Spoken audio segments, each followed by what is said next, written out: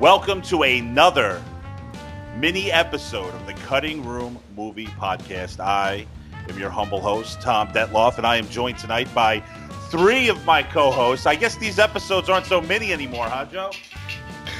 They are gaining steam in typical Cutting Room fashion. And, you know, it's so fantastic tonight because the Cutting Room, we never do anything easy, Joe. You know, we come up with a simple idea, and now we're complicating everything because this is almost like a regular episode, you know? Tonight, we're going to be reviewing, actually, Dave Pace is going to have a review of Django Unchained, actually, Wow. which is awesome. I mean, our first advanced screening release. I love it. Dave went to Dave, where'd you go to the Toronto premiere? Yeah, it was a Toronto. It was actually like an industry premiere, so it was like an invite only kind of thing.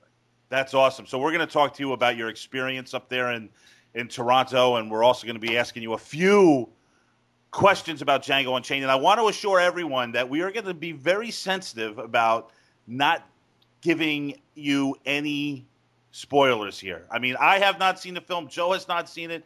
Jenna, who's also here, has not seen the film. So we're really going to concentrate on making sure that we don't spoil anything for anyone.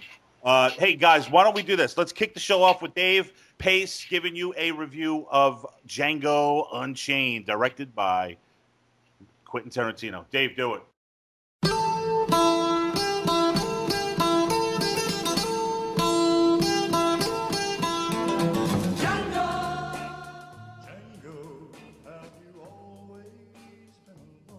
Quentin Tarantino has arguably been making westerns for most of his career. Reservoir Dogs, with its robbery gone wrong, traitor in the midst plot, could just as easily have taken place in a sawdust-floored saloon as a warehouse. Kill Bill 1 and 2 were samurai revenge flicks, which are also kind of western gunslinger revenge flicks. You just need to trade the swords for 6 guns. I mean, this was done with 7 Samurai and the Magnificent Seven, and you can see shades of both in the world of Kill Bill. Inglourious Bastards was a series of duels, battles of wits and of arms, set mostly to the music of one of the great film score composers of our time, Ennio Morricone, a man made famous with his spaghetti western themes. But finally, we come to Django Unchained, where Tarantino has dropped all pretense and made a spaghetti western for the 21st century, a film that draws on Morricone and Tupac as reference points to create a gritty, violent, poetic Wild West epic. It manages to be both the kind of down and dirty western we haven't seen since the days of the Italian masters of odor sleaze and gunplay, and a piece of pop culture. Bounty hunter Dr. King Schultz, played brilliantly by Christopher Waltz, rescues the slave Django, played by Jamie Foxx, and in exchange for his services tracking down some wanted men only Django would recognize, Schultz offers him his freedom. Along the way, the two bond, and Schultz joins Django on his quest to find his wife, another slave, who has been sold to an infamously cruel master, Calvin Candy, played by Leonardo DiCaprio. Much of the film is a battle of wits, pitting Schultz and Django against dull-witted slavers and seeing them come out as the smartest guys in the room, and that's always satisfying. Things fall apart when they're outwitted, though, by an unlikely source, and that's where things get considerably bloody. This is probably the most violent, bloody western since Peckinpah's Wild Bunch. Performances are stellar, delivering the witty dialogue and helping the truly brilliant story unfold. Waltz, as expected, is fantastic, as is Fox. The standout to me, though, was Samuel L. Jackson as the ornery old Stephen, slave to Mr. Candy. There is a point where his character's real nature is revealed, and it's a spectacular turn. Cameos are frequent and amazing. You can expect to see the likes of Don Johnson, Jonah Hill, special effects legend Tom Savini, and even Franco Nero, the original Django. Naturally, Tarantino himself turns up on screen as well and delivers perhaps the silliest Australian accent I have ever heard. Oh my God! Yeah, it's true. It's crazy. It's crazy. But I also want to take a moment to mention the photography in the film too, because it's really, really brilliant. It's all these sweeping vistas and great classic Western shots, and this is all done, of course, by longtime Tarantino collaborator Robert Richardson, who's, I mean, geez, this guy's resume is just... Well, he started with him on Jackie Brown. That's right. He's been working with him ever since. And I mean, you look at this guy's IMDb history, and it's just like one incredible piece of work after another. But Django Unchained is a brutally violent and is viciously real in its depiction of slavery. And yet it also manages to offer a lot of fun payoff and laughs as our heroes outwit, outgun, and get their payback. At times, it can get downright silly. I'm talking Blazing Saddles silly. In one scene in particular, which almost takes it too far in a gag involving pre-KKK masks and eye holes not being cut properly.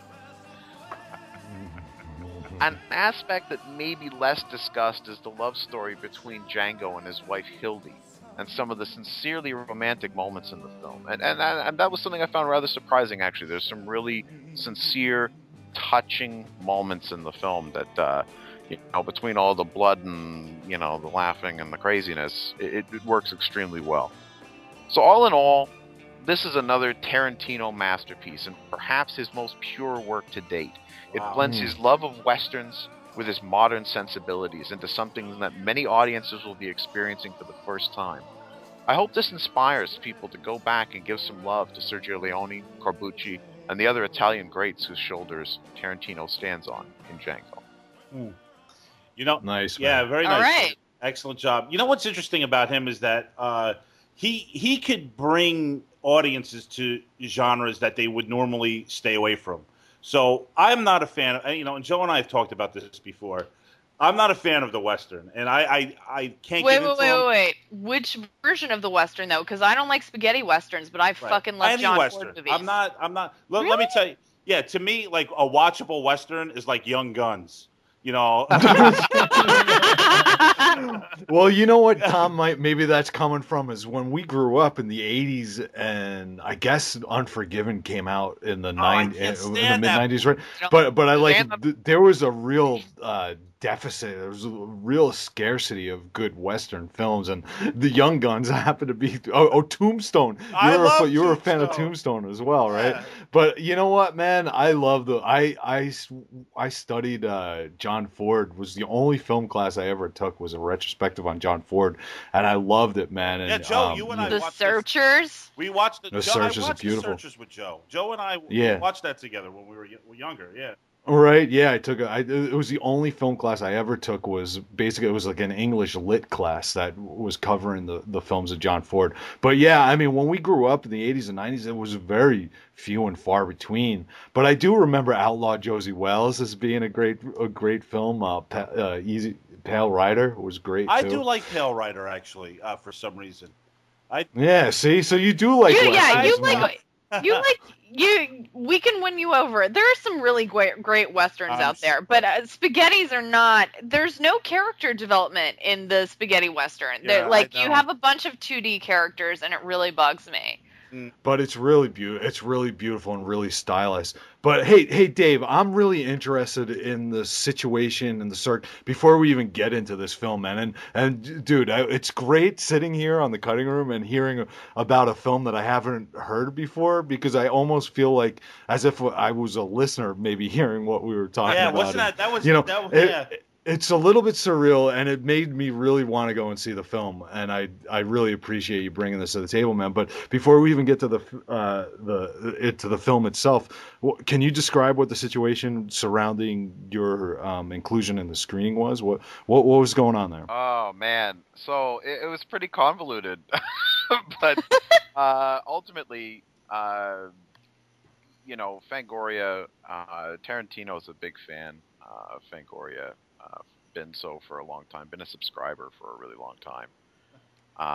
And so when he was doing Django, we've been covering the film quite extensively, and actually our December issue is chock full of Django stuff, and actually even it includes an essay by Tarantino on Sergio Corbucci. So, and it's a really good essay, by the way.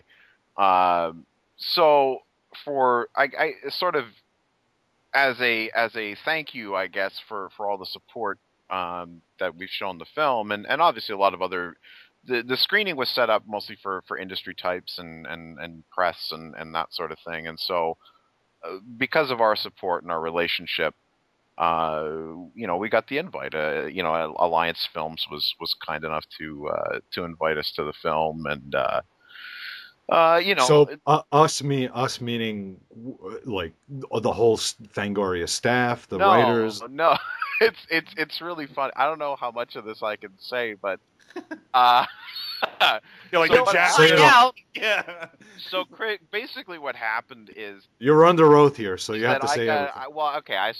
I get told that we've got some double passes to the premiere of Django, and if I want one, to let my editor Chris Alexander know. And so I'm like, yeah, I'm totally in. Set one aside for me, and then I totally forgot about it.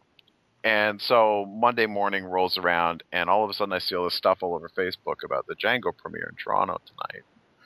I'm like, oh yeah, I got double passes to that. Awesome, right? So this is going to be great. Hey, that's me. And I'm talking to a friend of mine, and I'm like, oh, are you going to be there tonight? And she's like, yeah, I'm gonna be there. Of course, I'm going to be there. And she's like, you're going to be there, really? And I'm like, yeah, I got passes. She's like, oh, okay, wow. And it's like, she's surprised. And I was like, why are you surprised? I thought you knew we had passes. All right, whatever. So as it turns out, I didn't have passes at all. It was for a screening next week. Okay. And it just through like a really bizarre series of really lucky circumstances, and the fact that I have some good friends. You showed up looking so classy, they let you in anyway. No, it was more like, oh no, I'm totally screwed because I'm already halfway there. I drove in from Hamilton, and what I usually do at those big premieres is I go to the front door and I let them know that I know Max Cook. Yeah. I was. That works every time. Of course it does.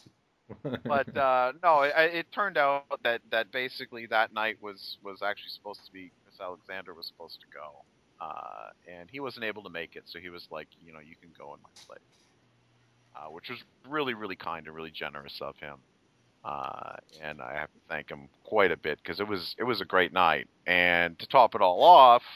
So it was packed, I would imagine, right? Yeah. Like, the whole theater, right? Like the whole theater is packed, and it's all press people and industry people and all this stuff, and Tarantino. Yeah. Oh, nice. Did he introduce the film? Yeah. Tarantino introduced the film along with George Stroumboulopoulos, who's like a big Canadian sort of media icon guy. He's got this interview show that he does.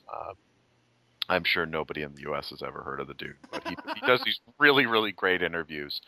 So he introduced Tarantino. Tarantino introduced the film, and we got a chance to take a look at it, and it was quite a bit of. So audience response was just spot on. He was like a fiddler playing his fiddle. Well, I mean, it's kind of weird. I got to tell you, I've been in theaters with the filmmakers before. But never a filmmaker that big, right? And now, big? Do you mean because he's been putting on a lot of weight because in his middle age? He's looking good. Is he really? Yeah, he looks great. And I saw him on the Sandy Relief concert last night, and he looked, Dave. He looked a little heavy, and I know heavy. Trust me. Yeah, and I know what he's doing. He was wearing a big hoodie sweatshirt because I do stuff like that because I'm. No, he was in a suit. He had like a black, suit. I bet I guess black is slimming. I don't know. Yeah. We're talking. By the way, we're not talking about Django Unchained. We're talking about Tarantino's weight. But so he introduces the film, and you're sitting there watching the film with the filmmaker, and is it awkward for you? I mean, I know. Listen, I know you've been in. You're part of a lot of local screenings and all this stuff. It's a completely different situation, though, right? Yeah, it is. It's totally different because I mean, it's fucking Quentin Tarantino, and he's sitting right over there. Like he wasn't like in like a private. He was just like sitting right in there with the audience. Did you get to go to an after party or like talk to him later or like kiss his feet or something? I did. I got to go to an after party, which was a lot of fun. Probably. I mean, I've been again. It's like okay, I've been to some after parties and film receptions and things like that, but never on this scale. Like never. I've been to one, Dave. I went to an Oliver Stone premiere one time, and Yeah, it's really quite an experience. It was unbelievable. But the crazy part is that we get to the after party and we're all psyched. And I get there and I meet up with some friends of mine, and it's like, oh, well, Quentin's in bed. He didn't even come to the party. Right. It was kind of a bummer, but it was really nice. I got a chance to see some friends that I don't get to see very often. Oh. So now you call this maybe his masterpiece, or maybe the culmination of all his films. So it's really that good. It's better. You feel like better than Inglourious Bastards. Do I like it better than Inglourious Bastards? Yeah. Yeah, I do. Really? And I really love Inglourious Bastards. Like that's a film that I've actually kept going back and watching over and over and over because I love. I think that movie's incredible.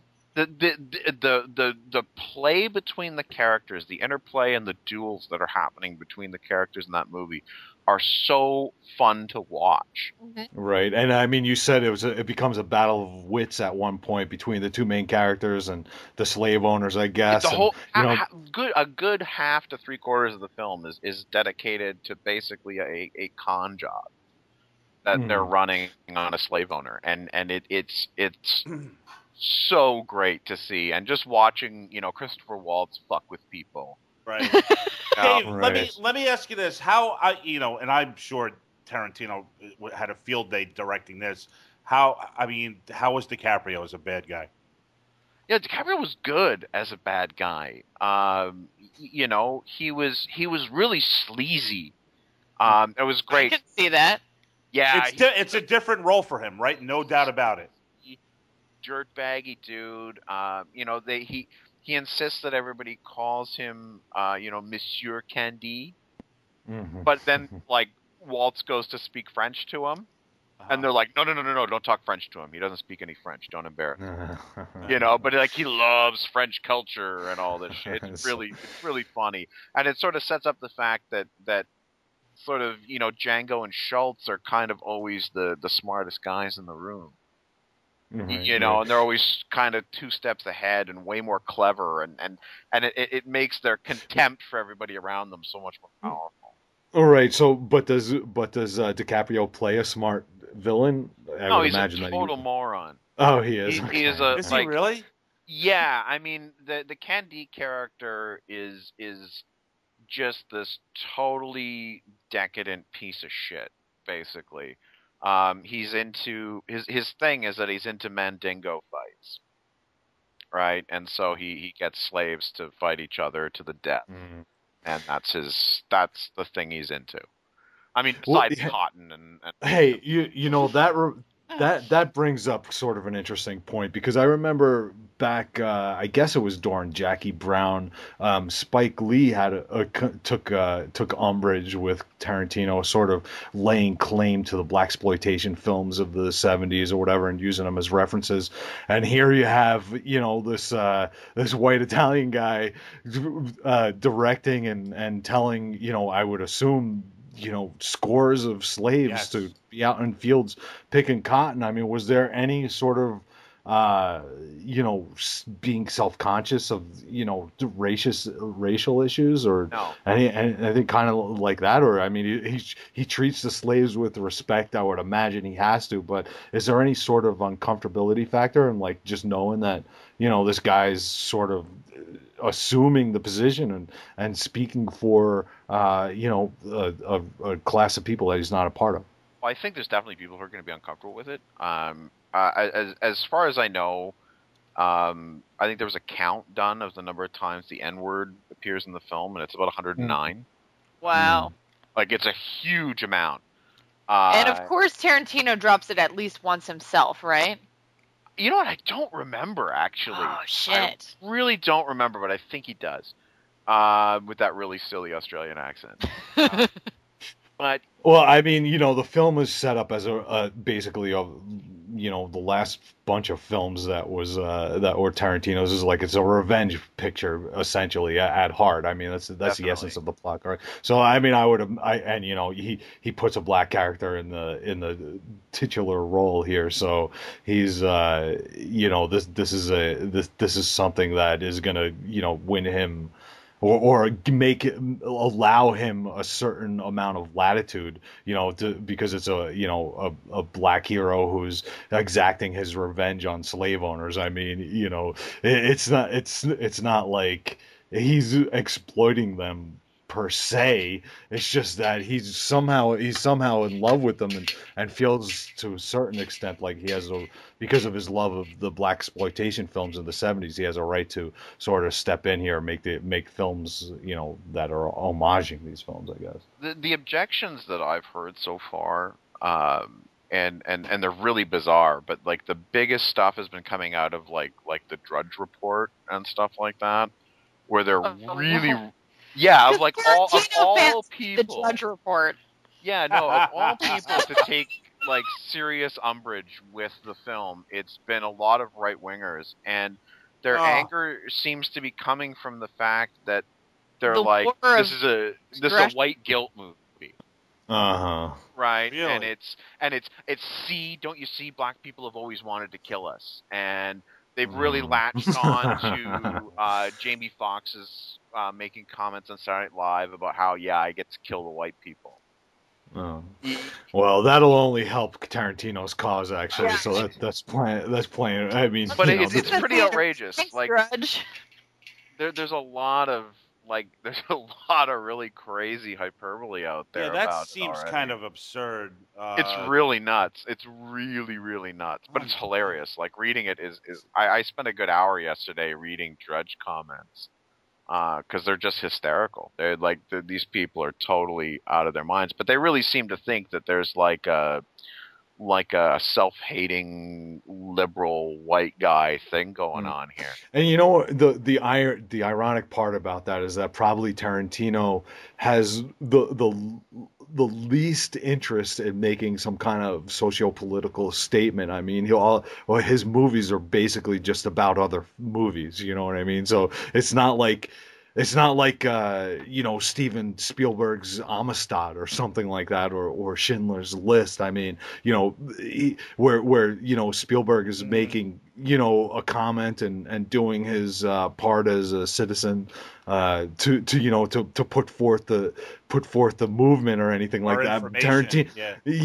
Tarantino's basically just making a movie about other films. Well, I would say, like, I'm not a huge fan of like Family Guy or anything like that. I find all of that stuff that's like overly referential, where you can't understand the joke unless you've seen the source material, to be really aggravating. I don't think it's funny. I think it's like excessive. Music critics do it too. But I would say, I don't know that Tarantino has a political agenda necessarily, but I do think he thinks about some of this stuff. And like, I really appreciate that, like, if you're a super cinema fanboy like Tarantino is, you can figure out what he's referencing, but you don't have to have seen the source material in order to enjoy the entire film. No, but he's a singularly talented filmmaker. But it seems like, to me, my opinion is that his films are ultimately empty. In a lot of, like, they're mostly artifice, and so his films are, revenge pictures. So he's deriving even his plots. But as you're watching, him put out more and more work now over the years. I mean, this guy's been directing since 1992, and you're right, Joe. Most of his films are, just homages to other, directors and other films, other actors, so on and so forth. But, with Inglourious Bastards and now Django Unchained, now I haven't seen Django Unchained, but he might be inching toward to maybe trying to say a bit more about. I think so. Yeah, I mean, I don't think so. I think that it's the same deal with Kill Bill. As much as Kill Bill is a feminist film, this is I would venture to say, and I can only guess that this is that as much as Kill Bill is a feminist film, that this film is an anti. Racist film. I don't ever need to see Kill Bill again. I actually am not a huge fan of that. I love Reservoir Dogs, and then from Death Proof on, I think those are all amazing. I don't even think I need to see Pulp Fiction again. I've seen it 3 or 4 times, and I'm good. It's funny, it's interesting, but it's not. I don't think it holds a candle to Inglourious Bastards. You see, and then it's the same thing with Inglorious Bastards. I mean, it's ostensibly, I guess, an anti-Nazi film, but really, it's just, really, but it's not really. I mean, Dude, all it is just Hitler. Of course, Hitler. But you know what? To me, that film is more about the Nazi exploitation films of the late '70s than it is about making some sort of. I think the real crux of the matter in Inglourious Basterds was about the French girl whose name I can't remember right now, Shoshana. I think the main point of that was like her sort of sacrifice and her revenge, not like I feel like the Americans over there was kind of farcical, but like I thought the main crux of it was that Shoshana ultimately, like a lowly Jew, brings down the entire Third Reich. Yeah, and also Michael Fassbender's amazing. Period. The end. Michael Fassbender. I'm gay for Fassbender. I'm going to say that right now. I'm gay for Fassbender. Yeah, I didn't hear you. He has two actors in here that I adore. Oh, Tom, you there? Yeah, I'm here. Oh, I'm sorry. You spaced out there for a second. All right, I'm back. He's screaming it. Yo, Dave, listen. He has James. Am I correct when I say that James Remar and James Russo play brothers in this movie? Yes. Oh my God, that's I love brilliant. That is just brilliant. Only Tarantino could pull something like that out of his ass. Remar and Russo are playing brothers. You know, I mean, on the subject of sort of what Tarantino may or may not be trying to say, I think I'm a little column A, a little column B. I think he ends up saying something. Is it intentional? You're not sure.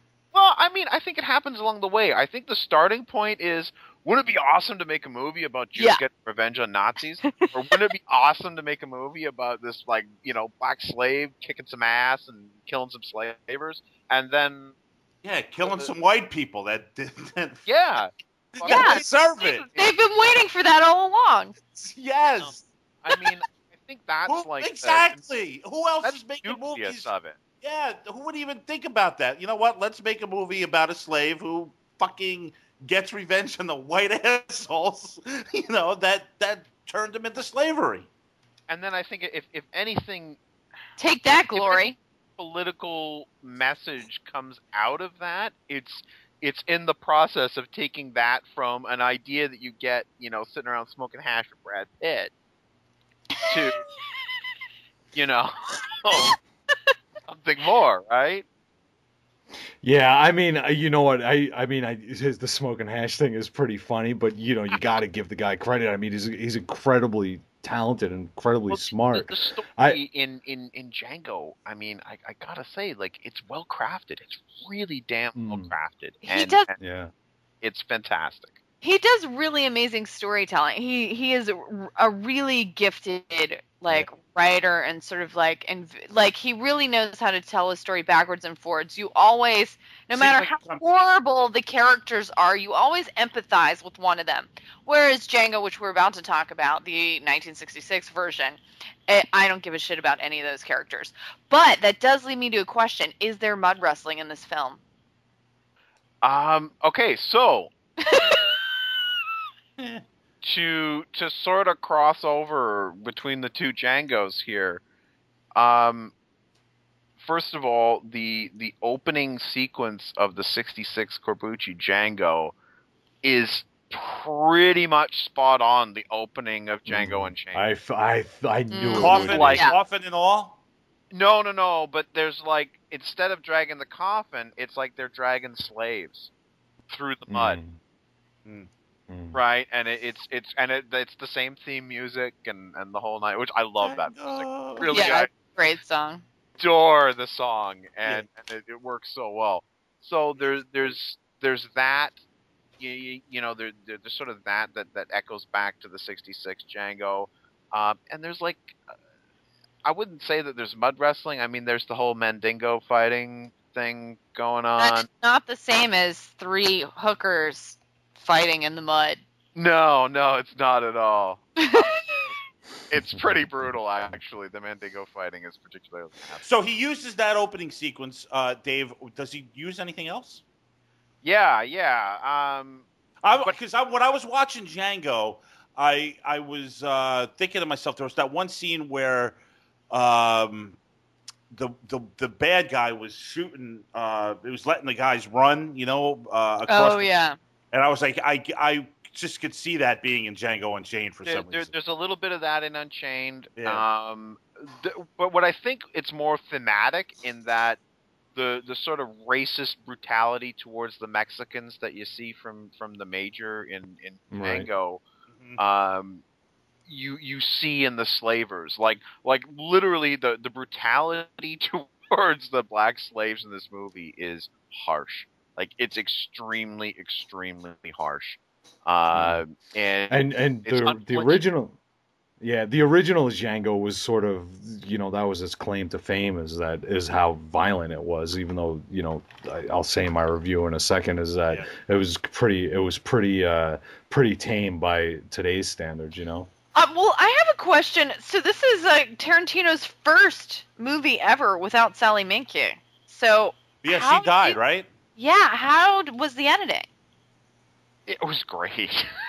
I hate to say it. God rest her soul. Yeah, I mean, I almost feel bad for saying it, but it looks great, right? I mean, you're Quentin Tarantino. You can go out to the market and say, hey, Well, she was different though. Yeah, it's like a lifelong partnership, like Martin. Yeah, no, I knew. It was and I heard from a friend who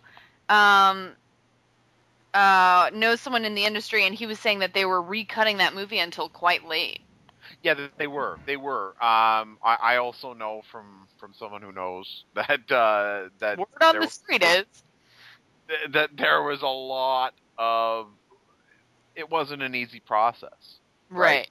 And of course it wouldn't be. I mean, you when you lose somebody like that, obviously there's going to be an impact. And I think there are probably people who might say Django runs a little long. Okay. I didn't feel it, but it's almost 3 hours long. Oh. Wow. And I didn't feel it at all. Like, I think that there's there's a few like false denouements in the film. Mm-hmm. That you're like, oh man, it's gonna wrap up now. It's gonna wrap up now, and then nope, we're picking back up again, and something else is happening. Mm-hmm. And it's all executed very skillfully. But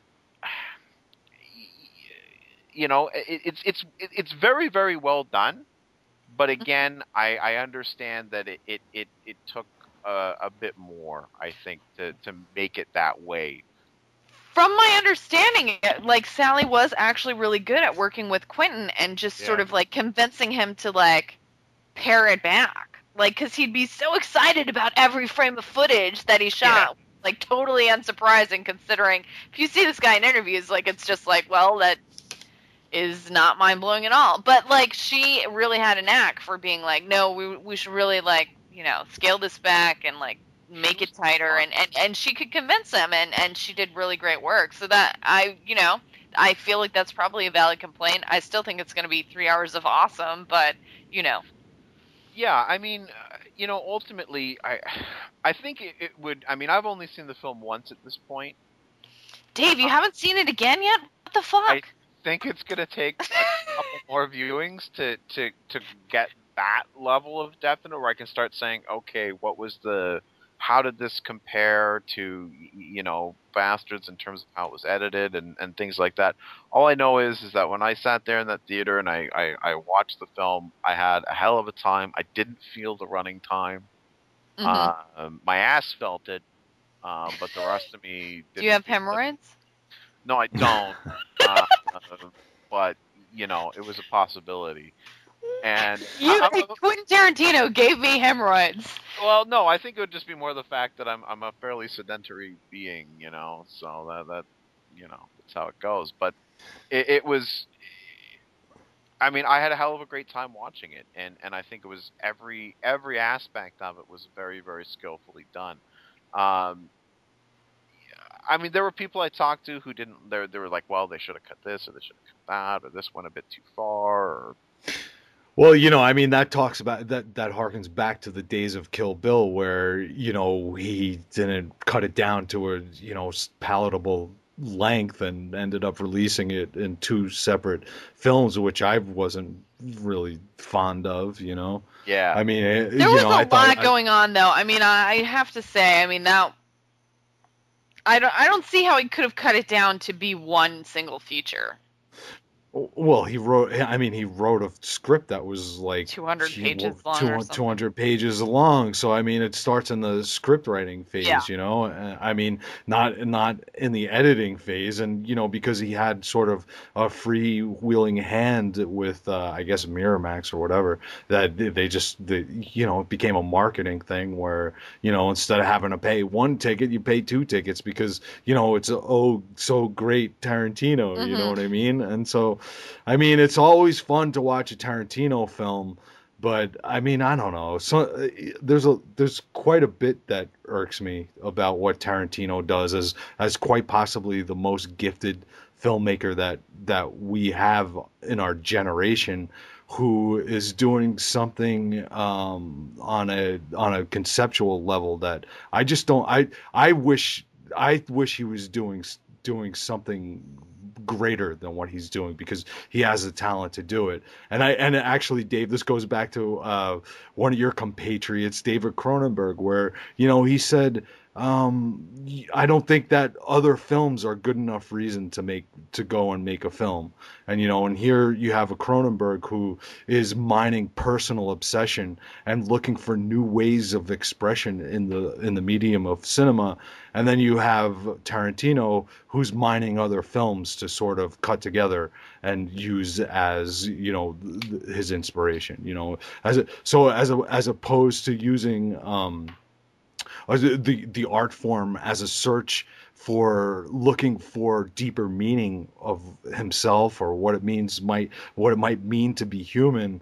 You have a guy who's just, you know, sort of superficially celebrating the form of cinema. Joe, I think we're gonna have to agree to disagree on this. I also think if Tarantino had sort of the impetus to like really take up a message and make a movie about it, I'm not sure it would be as good. Well, that struggle would be much more worthwhile to look at than watching, you know, sort of, you know, waiting 8 months and paying 2 movie tickets to see Kill Bill is not one of my favorite. Let's just. I'm not saying that it is, but I'm just saying I just feel I feel that, you know, here's a guy who's not wrestling with himself or his craft. He's just sort of just making artificial homages to other films, which are a blast to look at, and he does it better than anybody else. My beef is that here's probably the most talented filmmaker of our generation, who's not doing who's not using the craft. He's not doing what you would do. No, it's not that. What great artists do. I'm not talking about what I would do. I'm talking about great artists from the beginning of time to Cronenberg and David Lynch and Michael Haneke. Well, you know who believe in the transformative properties of cinema and the illuminating potential of cinema. But no, we're talking about the age of reality television. Is Quentin Tarantino not the filmmaker of our age? Like, doesn't he fit in perfectly with that entire sort of like microscopic, like, your life is on display worldview? Like, isn't everything superficial, like reality TV that has writers? You know? I understand that. Of course, I understand that. So the greatest artists of our time, instead of trying to show us something different, is only feeding back more of the same cynicism that we see every day. That makes perfect sense in my mind. But I know you're sad. Well, it's disappointing. Yeah. Right. So I mean, why? But Michael, like Haneke, is, you know, he still believes that there's power, that that film is alive and that there's power in film, and he's looking for new ways of expression in the medium itself. He hasn't given up on it, and he doesn't present it to us in a form where Tarantino is like, well, this is an empty form that's essentially meaningless. So what I'm going to show you is the meaninglessness of the society we live in, instead of paving the way possibly for something new and meaningful. Well, I don't think Tarantino thinks weighs too much into that self-converse. He does not.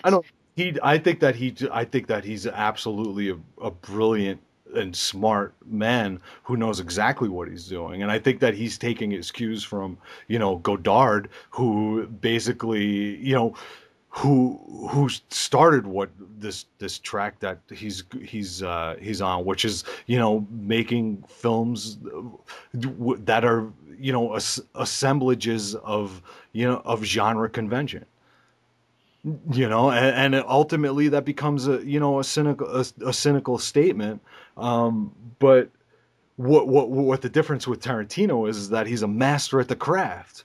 So what we have is a beautifully crafted artifice, and I just find sustenance in other filmmakers. I love what Tarantino. I love watching a Tarantino film because of the craftsmanship of it, and how singularly he can handle the craft of cinema. But I feel always a deep sense of regret and disappointment walking out of there, thinking that this might be the greatest filmmaker of our time, and he basically his regard for the craft is one of cynicism.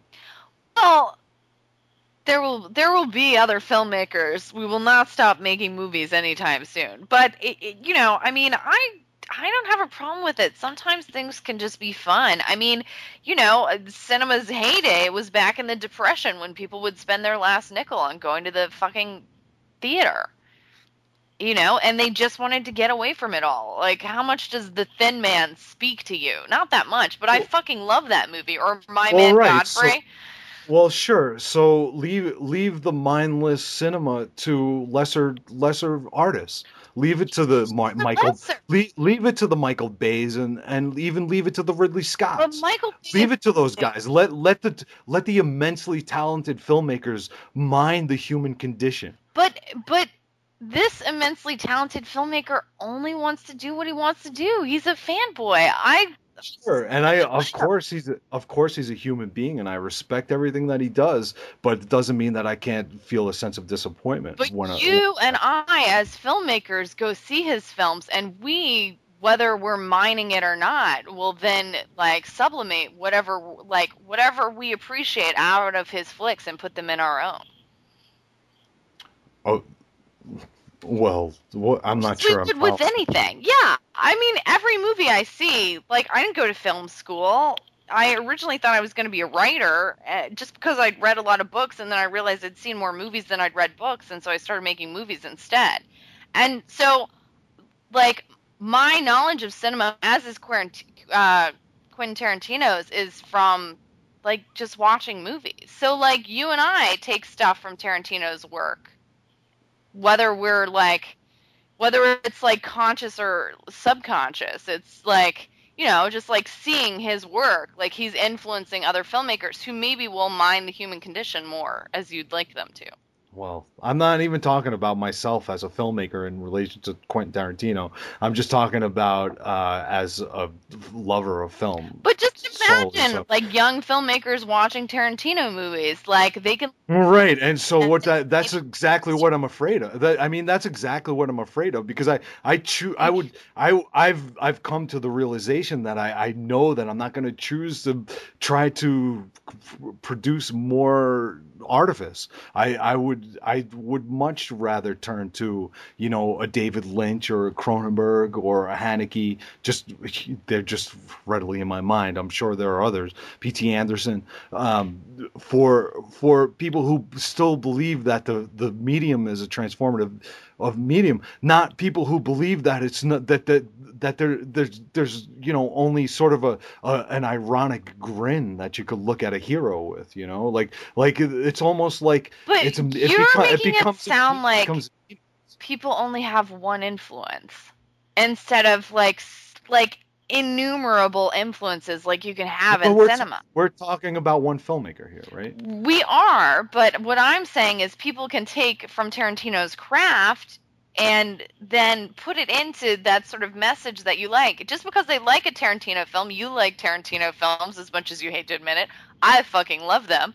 Like, it doesn't mean that cinema will become meaningless. It means that he's a great filmmaker, and he's a great filmmaker, and he's representative of the movement of film that we're in at the present time. So that's all we're talking. That's what we're analyzing here. You know, too generalized. I think. Like I think he's phenomenal, and like I really appreciate what he does, and yet I would also like to say stuff with my own work. Like and you would too. So you know, like I have no problem with what he does. He's doing what he loves.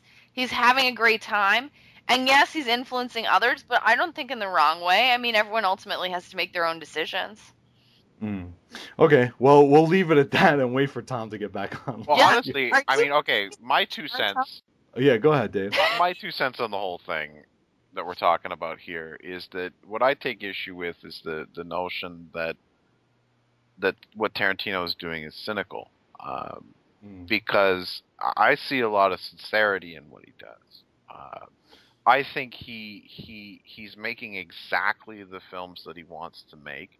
Mm-hmm. And I think that he is telling us about himself through his films, and he's using the language that he knows, right? I mean, this is a guy who came up, you know, he worked in a video store and learned the language of cinema just through watching a shit ton of movies, and in a way that's probably, I mean, this is how he learned how to express himself in a lot of ways is through these films that he learned to love and love so much that's all he wanted to do with his life. So I mean, I have a tremendous amount of respect, you know, for the films that he makes. You know, is he making Amour? No. You know, no, he's not. And not everybody can or will make that kind of movie. But he's a phenomenal entertainer. Right. He's a phenomenal storyteller, amazingly gifted at telling stories. And if I've got to have people making popcorn movies, man, this is the guy I want doing it, because he's a pro, you know? Like, he is an absolute expert at, like, you're going to sit down and you're going to have a really good time. Right. You know, the guy puts Tupac in this movie. There's a Tupac song in this movie. Oh, he's got like a wonderful like finger on the pulse of like, music. Man. He's got great taste in pop music. Yeah, music is so just over. I mean, again, much like Bastards, it's kind of all over the place. And you know, you've got your sort of traditional Western music, and then you got your Tupac and your James Brown and all kinds of great stuff, man. It's just incredible. So, like I said, I don't know. I mean, I hear what you're saying, Joe. I don't know. I believe. I believe the guy when he tells me this is me and this is what I'm about. I believe the guy.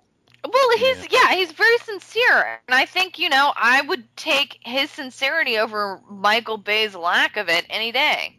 Yeah, absolutely. Yeah, my point is that as one of the greatest filmmakers that we have of our generation, I would like to see somebody mining other territory. That's all. Than genre convention. You're holding him to a higher standard than like. I'm holding him to the highest standard. Yeah. I'm holding him to the standard of the Sistine Chapel. What and that's what I want to. Well, look, you hold the greatest filmmaker of your time to the greatest filmmakers of all, to the greatest artists of all time, and so that's what I mean. Like, there's plenty of popcorn movies out there. We don't need another popcorn movie. But I don't think his movies are just popcorn movies. I think that they're just beautifully crafted. They're the best crafted popcorn movies in a lot of ways. Like, I think that. Listen. Look, you know, the greatest artists, the greatest painters, the greatest novelists, the greatest filmmakers have always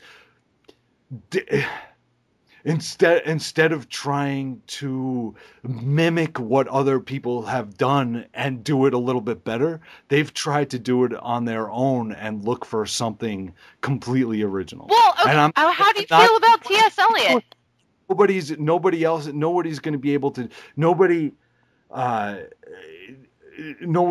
saying that's easy, but the best artists of your generation should be trying to do that to because there's hope in that, and without that sincere sort of mining, then it becomes empty to me. But you know? But how do you feel about T.S. Eliot? The Wasteland is one of my favorite poems ever. I read it at least twice a year, every year.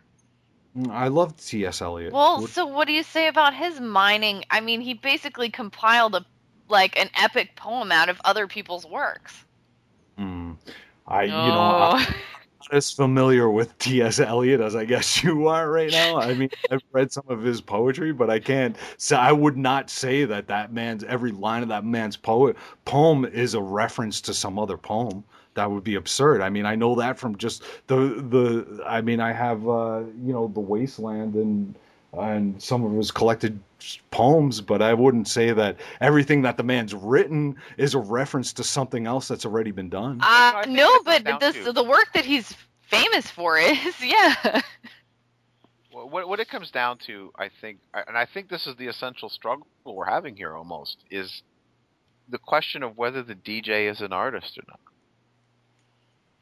Right? I DJ, so I say the DJ is an artist. and I think that, that's a really legitimate question of our time, because we're living in this, and it's a nauseating term, but this, sort of remix culture, right?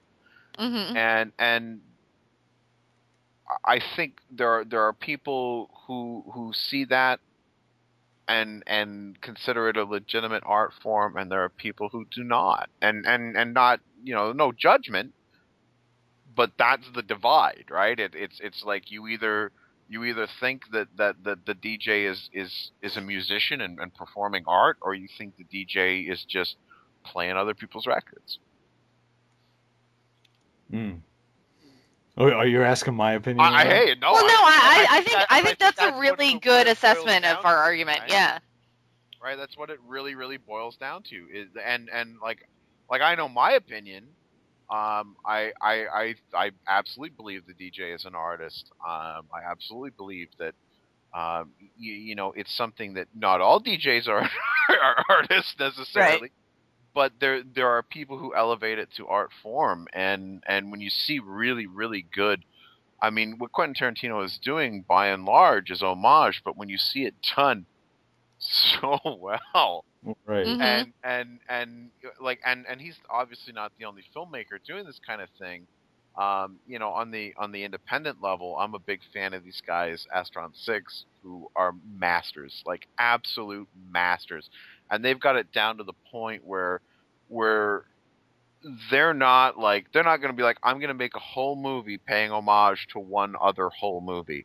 It's, I'm going to make a whole movie, and little bits of that movie, you're going to see 2 seconds of Back to the Future and 2 seconds of GoldenEye and you know what I mean? And just go all over the place and hit these little reference points that you will never even know how many are actually there. They'll steal a line from like Friday the 13th Part 3. Yeah. And you'd have no idea unless they told you it's there, but it's there, and your brain kind of knows it's there. You know what I mean? Like it's what they do is incredible.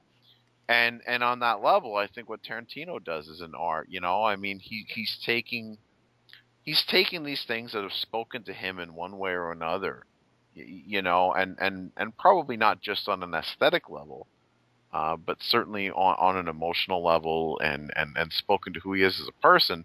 Said, okay, I'm gonna gather these things up, and I'm going to mash them up and switch them around and transform them into something that I want to say.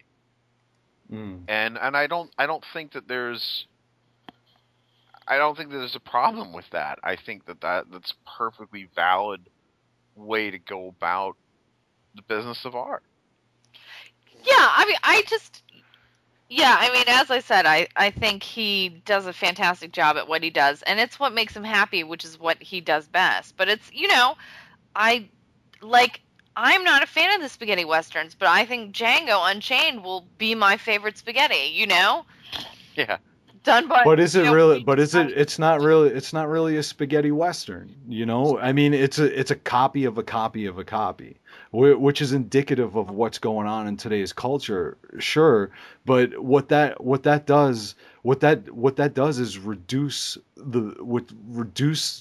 what it means to be alive to essentially meaninglessness. So there might be something that, like in those original John Ford films and the original westerns, where there's these true, genuine myths that people go to look at, to learn about themselves and about their lives. It gets copied onto the spaghetti westerns, and then to the Corbucci copies of those spaghetti westerns, then copied onto Tarantino. And by the time it reaches you, it becomes only about the third Xerox copy. And everybody, I mean, that when you find a Xerox copy that's 4 generations gone from the original, I mean, it's almost illegible. But I guarantee Tarantino has seen all of the John Ford westerns. Of course he has. It's not. I mean, he's combing that source material too.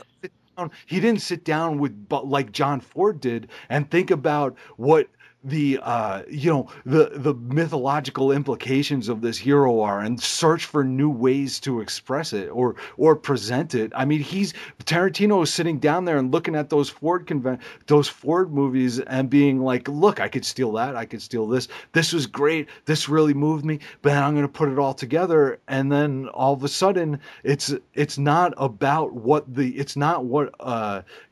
Nathan or what Ethan in The Searchers was out to do. It's about what his hero is about, what Django in '66 was doing, which was influenced by Fistful of Dollars, which was influenced by Sergio Leone. So what we do is reduce the meaning of our mythology to essentially mindlessness. I just disagree. I don't see that. Don't accept it. No, I disagree. I think he's saying a lot more than you're giving him credit for. Okay. I'm okay. Well, I'm saying that the argument is valid. I'm saying that that's the divide. That's literally the divide in our modern times is the the sort of the people who don't believe that the remixers are necessarily contributing much to the conversation. Well, okay, so the remixer, we're in a postmodern society. The remixers, as you're calling them, Dave, are basically their comment on the culture that we're living in is a meta comment in that it's not about the text of what's being presented, it's about how it's being presented. So it's not about the characters in the film, it's about the film itself, which goes back to the modernist painters, which isn't about what's being represented by the painters and the novels as well, but it's about the surface of what's being painted. And my proposition is this: I think that to rebel against the current trends is to make it once again about the mythology of the text and the heroes that are within the films themselves, and not make it solely about the artifice. I think that would be refreshing. Well, here's the thing. What I think, and this is just my opinion, but where I think the line is for me, in terms of whether I want to, I want to deem somebody art like they really need me to tell them they're a fucking artist or something. But the thing that says to me, wow, this is elevated, beyond just, whatever, is whether or not it can stand on its own as a piece of art. Like if I had no idea, if I had no clue who Sergio Corbucci was, I had no fucking idea what a spaghetti western was. I had no idea. I hadn't seen any like John Ford movies. I had no. If I didn't even know who fucking Clint Eastwood was, and I sat down and I watched a film like Django, and it managed.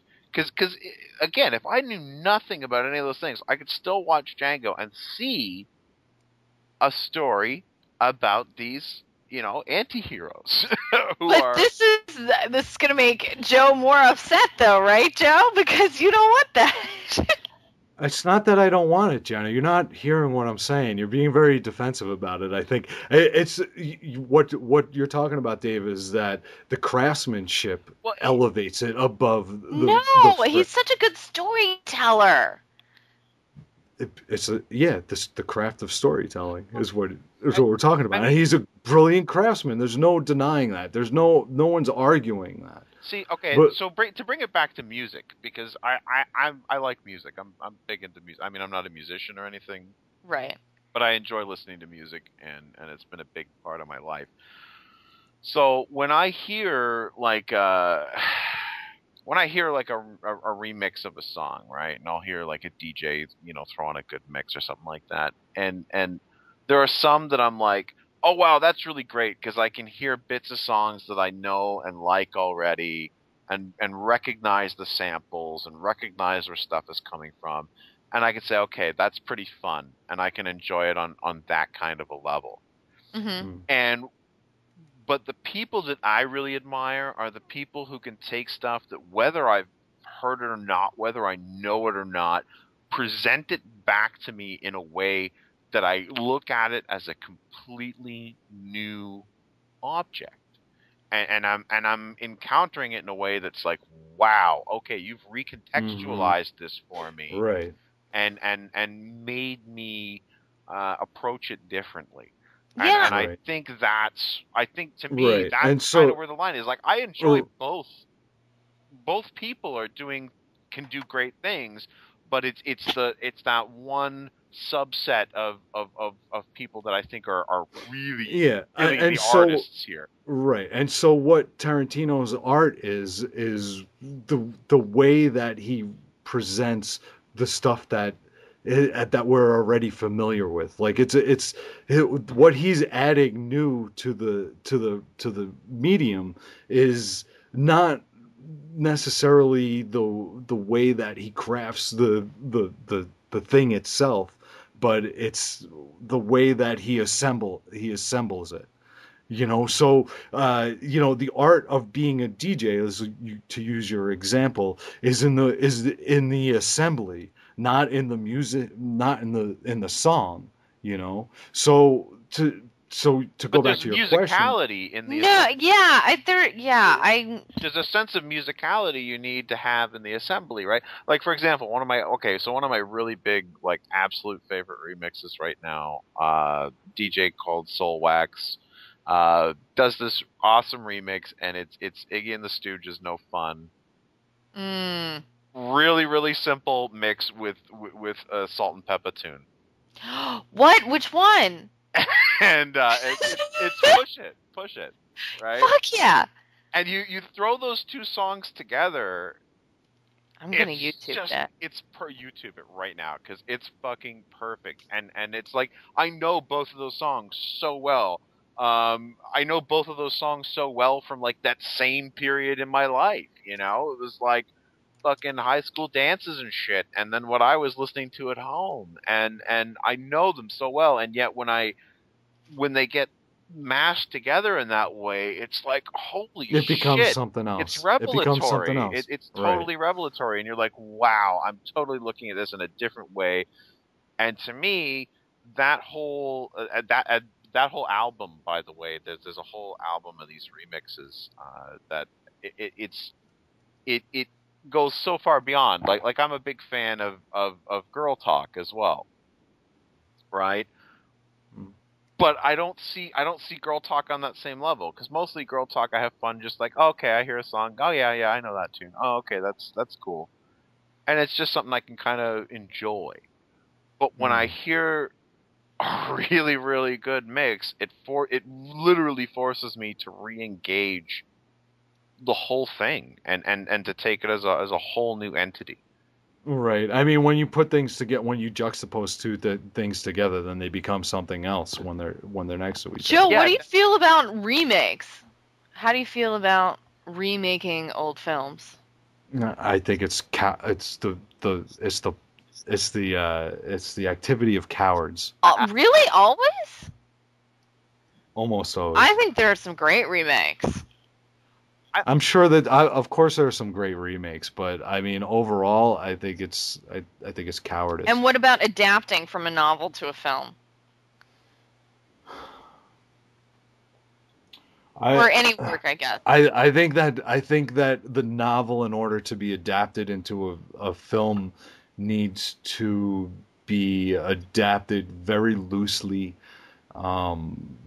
for it to become its own entity, so it operates within the language of cinema. So that's what Dave is saying, which I totally agree. Like Dave, I think that's like a really excellent analysis of like you've gotten to the heart of the matter here. Like I think it's really important that if you're borrowing from another artist or other works or whatever, that you bring it into your own and put it through your own lens. And I definitely think that Tarantino does that, and he brings something new into the world, even though he's spewing up a lot of other already been done stuff. Yeah. Right. All right. And that's the thing. Again, to put it back in the context of a song, if I'm throwing a Tarantino track on, am I bobbing my head because I'm recognizing the music that has gone into making it, or am I bobbing my head because what he has made with that music is doing something for me? Right.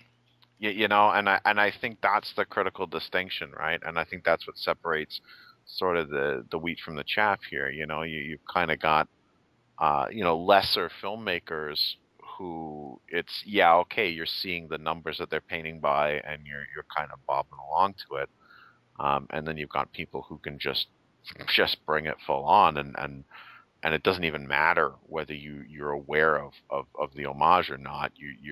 It's rocking you. Yeah. Right, and it's always fun. So I mean, I wanted to play devil's advocate here, so I threw it out there. And you did a great job. And I got Jenna a little bit, her panties bunched up a little bit. Oh my God! Would everyone? Which I like to do. Even on the show, we still have to mention my panties.